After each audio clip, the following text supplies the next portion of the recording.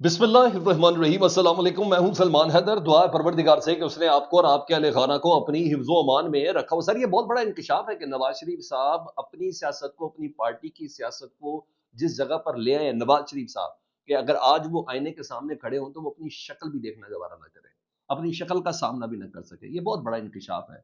और जो बंदा है ना, वो कोई और नहीं है सर, इनका बड़ा करीबी है। और कुछ और इंकशाफ आते हैं मुस्लिम लीग नून के रहनुमाओं की तरफ से कि इमरान खान सबसे जान का खतरा है, माल का खतरा नहीं है, एहतसाब का खतरा नहीं है। वो किस बिना पर कह रहे हैं?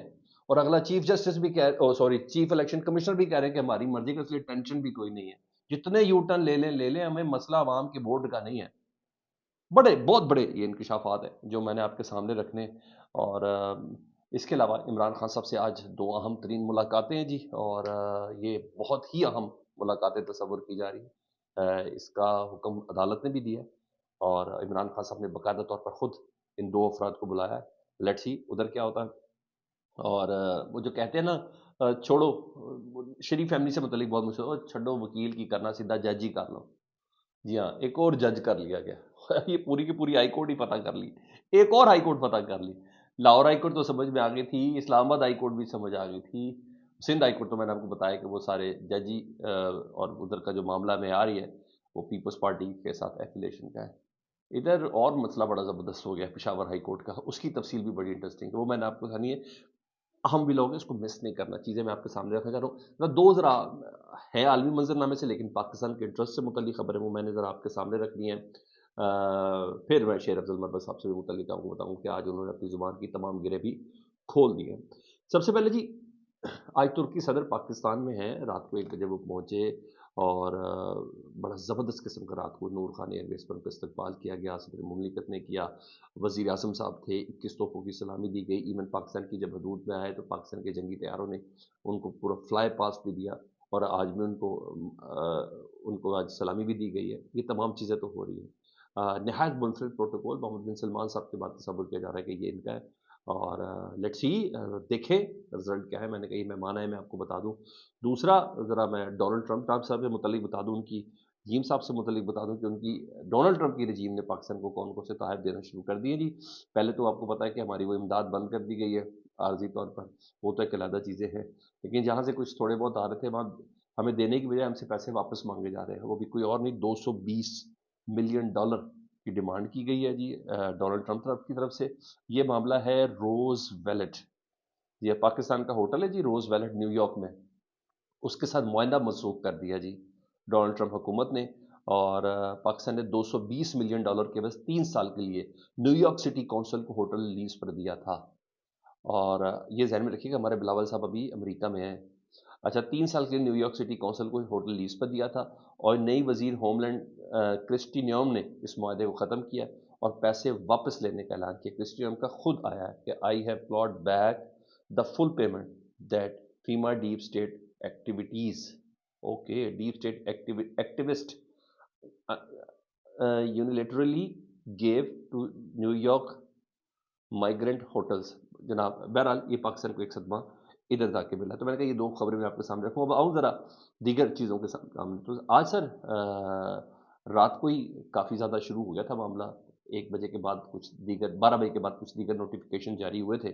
इस्लामाबाद हाई कोर्ट के जो कायम मकाम जज है ना, चीफ जस्टिस, वो सरफराज डोगर साहब का नोटिफिकेशन जारी कर दिया गया, सीनियर प्यूनी जज। यानी अब जब जिस बंदे को बनाना ही चीफ जस्टिस है तो उसको कायम मकाम बना दी रात को सदर मुमलिकत ने, जहाँ 6 सुप्रीम कोर्ट के जजेस का नोटिफिकेशन जारी किया था और आज तकरीब हलफबरदारी थी। और एक अदद कायम मकाम या एडहॉक या एक्टिंग जज, उनके हवाले से भी उन्होंने जब कहा था, तो उसके साथ ये 4 हमारे जो कायम मकाम चीफ जस्टिस है उनका भी अहदों के हवाले से उन्होंने बता दिया था, जिसमें जस्टिस सरफराज डोगर साहब को भी इस्लामाबाद हाई कोर्ट का कायम मकाम चीफ जस्टिस तैनात कर दिया गया है।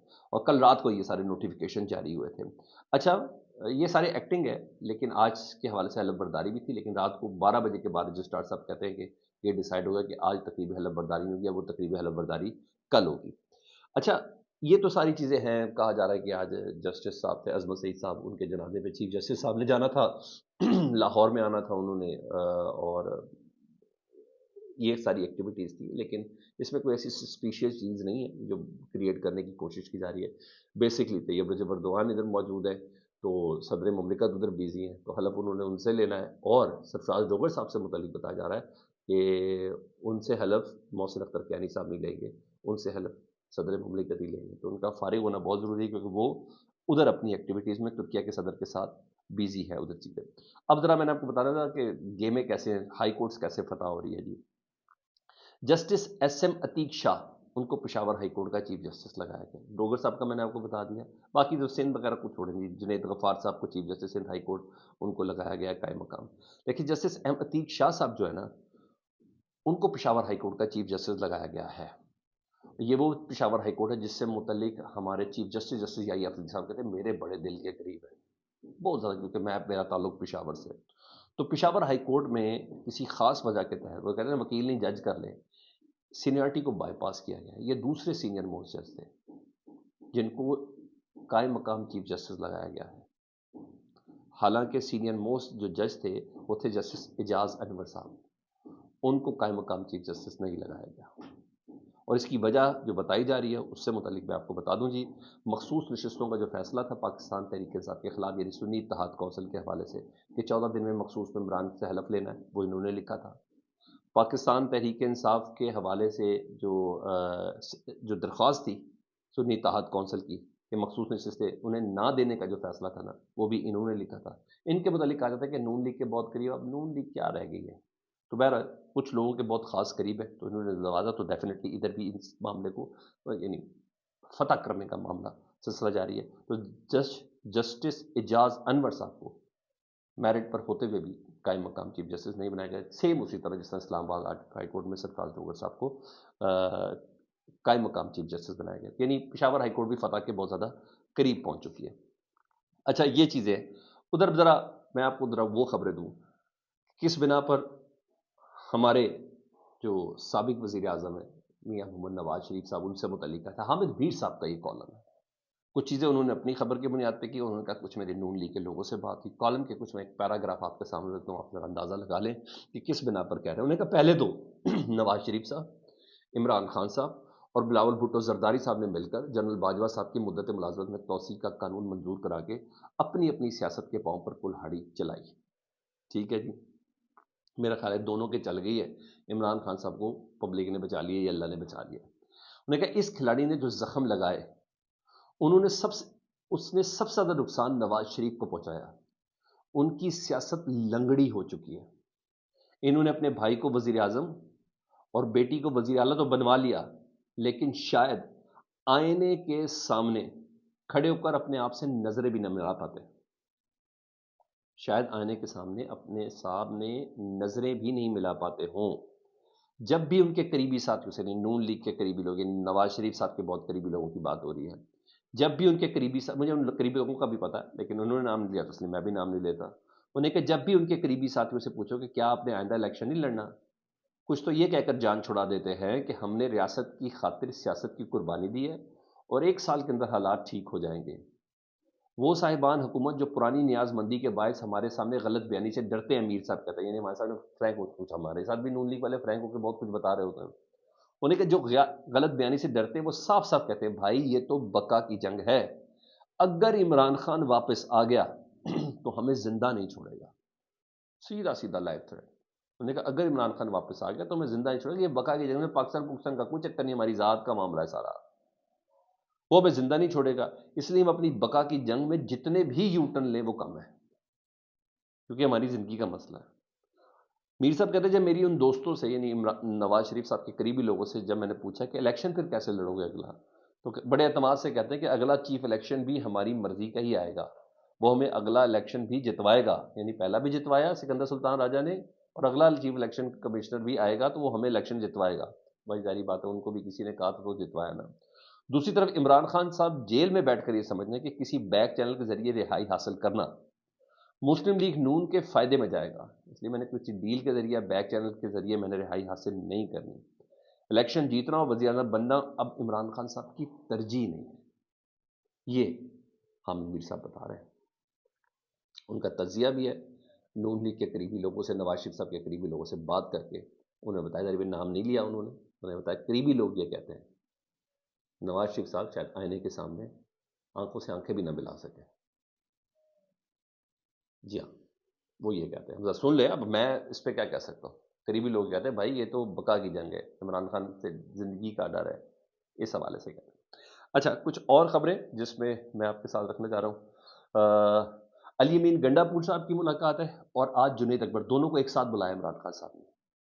پاکستان تحریک انصاف کی سیاسی قیادت اور پاکستان تحریک انصاف کی جو حکومت ہے کے پی کے میں، اس قیادت، دونوں کو عمران خان صاحب نے آج بلایا جی، اور یہ آج ان سے ملاقات کریں گے، اور باقاعدہ طلب کیا گیا ہے، اور اس سلسلے میں کرپشن کی افواہوں اور ثوابی جلسے پر علی امین گنڈا پور صاحب سے گفتگو کریں گے، اور صوبے میں گورننس کے معاملات بھی سامنے آئیں گے، اور جنید اکبر سے ڈیفینیٹلی فردر اسٹریٹجی، اور آج جنید اکبر نے شیر افضل مروت صاحب سے متعلق بھی بات کرنی ہے۔ وہ شیر افضل مروت صاحب جنہوں نے ٹویٹ کے ذریعے آج بتایا، ہاں یہ بتا دوں، شیر افضل مروت صاحب کے حق میں آوازیں اٹھ رہی ہیں جی۔ جنید اکبر صاحب نے کہا کہ اس کے بڑے احسانات ہیں، شاندانہ گلزار صاحبہ یعنی خٹک صاحب نے آواز اٹھائی، انہوں نے کہا شیر افضل مروت تو مشکل وقت پہ کام آیا ہمارے، اور 26ویں آئینی ترمیم میں جب ووٹ بک رہے تھے تو انہوں نے تو اپنی جگہ پہ کھڑے ہیں، جنہوں نے ووٹ بیچے تھے ان کو کیوں نہیں ابھی تک نکالا؟ نوٹیفیکیشن تو ان کے بھی جاری ہوئے ہیں۔ تو شیر افضل مروت صاحب کا رات کو نوٹیفیکیشن تو جاری ہو گیا، انہوں نے ٹویٹ کے ذریعے بتایا، انہوں نے کہا میرے ساتھ پی ٹی آئی کے ان افراد نے ناانصافی کی جو مجھے شروع سے ناپسند کرتے ہیں۔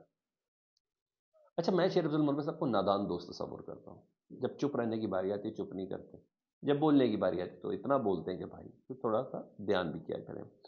اچھا، پر کیا کریں، اپنی زبان کیا، تو کتنی بار پھنس گئے، کتنی بار پھنس گئے۔